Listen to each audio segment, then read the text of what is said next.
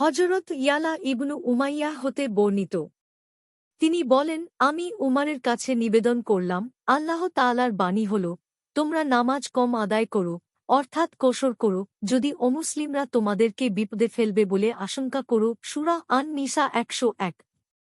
এখন তো লোকেরা নিরাপদ, তাহলে কসরের নামাজ আদায়ের প্রয়োজনটা কি? উমার রাদিয়াল্লাহু তাআলা আনহু বললেন, তুমি এ ব্যাপারে যেমন বিস্মিত হচ্ছ, আমিও এরূপ আশ্চর্য হয়েছিলাম। তাই রসূলুল্লাহ সাল্লাল্লাহু আলাইহি ওয়াসাল্লামকে ব্যাপারটি সম্পর্কে প্রশ্ন করেছিলাম। তিনি সাল্লাল্লাহু আলাইহি ওয়াসাল্লাম বললেন, নামাজে কসর করাটা আল্লাহর একটা সদাক্বাহ বা দান, যা তিনি তোমাদেরকে দান করেছেন। অতএব তোমরা তাঁর এ দান গ্রহণ করো।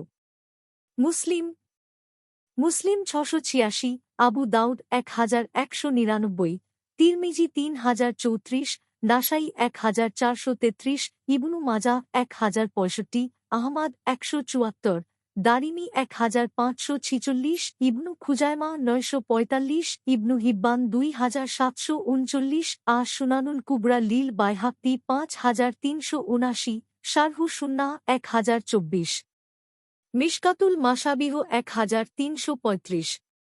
হাদিসের মান সহিহ।